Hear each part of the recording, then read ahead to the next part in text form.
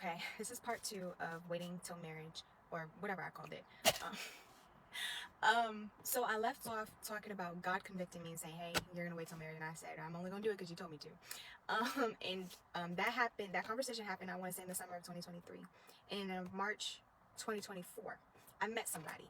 Now, this was my first relationship, but I did not have this big conversation with this person. I did not sit him down and be like, hey, by the way, I'm gonna be absent. Like, he already knew that's what I came with, because that's the that conversation happened so early on, and I wasn't planning on being in a relationship with him, I think, at the time. So I wasn't telling him. I was just like, yeah, God told me I was gonna wait till marriage, whatever. So when we got in a relationship, fornication was never a temptation. It was, for me, it was never a question. That was never a route I was going down. But there were things that we would do that still promoted and still allowed lust to be in the picture. And I remember early on, the reason why it was not hard for me to fornicate was because once God showed me, and I cannot wait for him to give me the green light of what fornication really does, because fornication is one of those sins that people defend and enable because we don't really understand why it's such a big deal. But when he showed me why it's such a big deal, like, for example, other sins like lying, stealing, cheating, killing, you know why those are bad, but sex before marriage just doesn't make sense in our mind. But when he broke it down, I was like, oh, yeah, no, I'm good.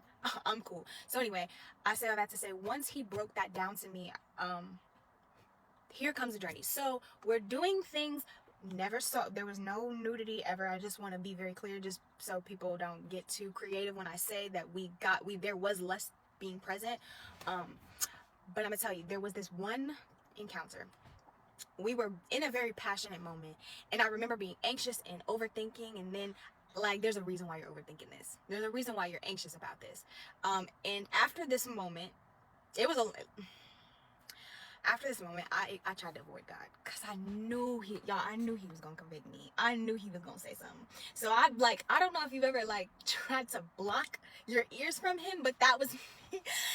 And so anyway, I sat down at the pool, y'all. As soon as I sat down, like not even 1 second before I sat down, he said to me, or he asked me, he said, why would you tempt somebody who struggles with lust in the first place? He's like, why would you do that? And I was like, oh my gosh.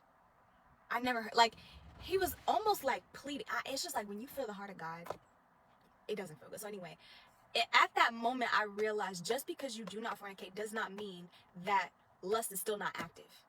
And you have to be careful, because if it's still active, that's what you're up against. So anyway, I told him about this encounter I had with God.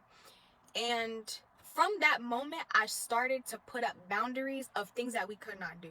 Because it's one thing to, for example, kiss, to say I love you. But there's another type of language in the body that's like, I want you. And all of that needs to go. So it wasn't everything at once, but there was just some things I was like, you're not doing this because you love this person. You're doing this because you want to feel something in your flesh.